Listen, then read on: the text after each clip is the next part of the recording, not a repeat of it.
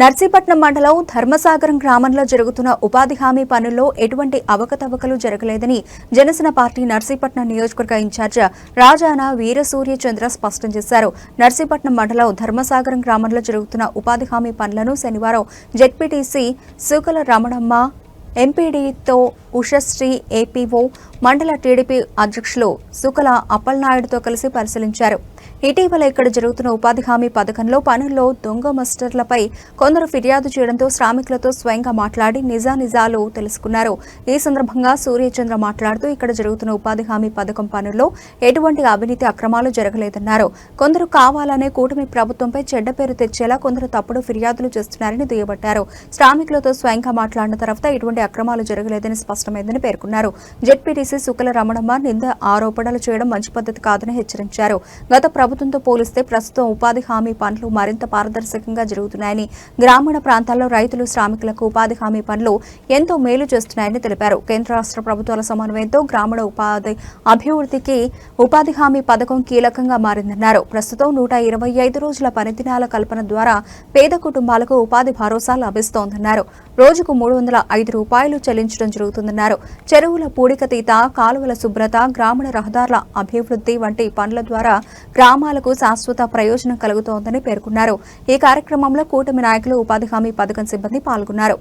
మొన్న 3 రోజుల క్రితం ఏంటంటే మీరు ఏది బాబోది ఈ లిస్ట్ లో పేరు మీరు పనిలోకి రాలేదని చెప్పి కంప్లైంట్ చేశారు. అంటే పేపర్లో వచ్చి చూశారు. ఇప్పుడు ఈ రోజు మీరు వచ్చారు కదా, ఇక్కడ ఏమైనా జడ్పీటీసీ ప్రమేయం కానీ అలాగే మీ దగ్గర ఎవరి దగ్గర ఎవరైనా ఆఫీసులు కానీ డబ్బులు తీసుకుంటారు? లేదు కదా. మీరు ఈ లిస్ట్ లో ప్రకారం మీరు అందరూ కూడా ఇక్కడ పనికి వస్తారు.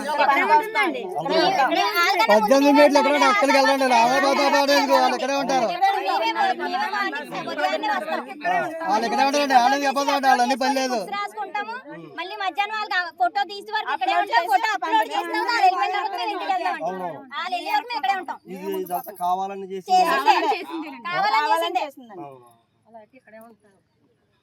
అదే దాన్ని తెలుసుకోవడం కోసమే రోజు వచ్చాం.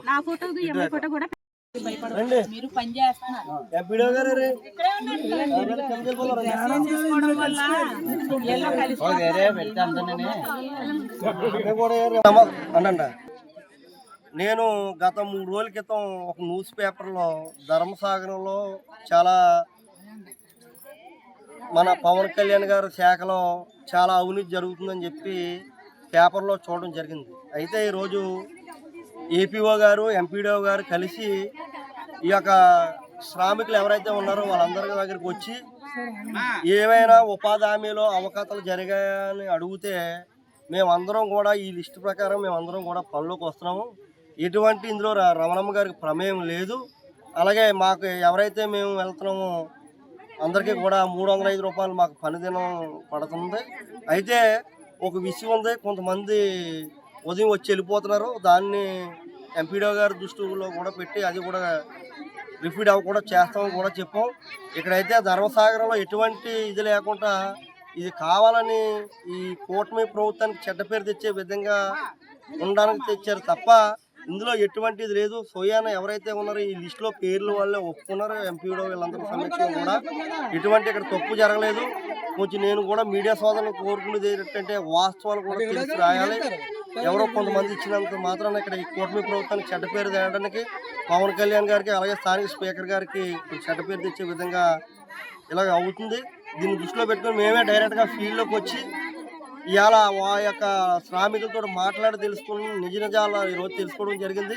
దయచేసి మీరు అందరూ కూడా ఎవరికి ఎటువంటి ఇబ్బంది లేకుండా ఎటువంటి ఫేస్ రీడింగ్ పెట్టారో అలాంటివి ఏమైనా ఉన్నా కూడా మీరు ఏపీఓ గారు, ఎంపీడో గారు మీరు దాని మీద యాక్షన్ తీసుకోండి. ఎవరైతే రాలేదో వాళ్ళకి మీరు వేయకండి. కళ్యాణ్ గారు కూడా చాలా ప్రతిష్టంగా తీసుకున్నారు ఈ విషయంలో.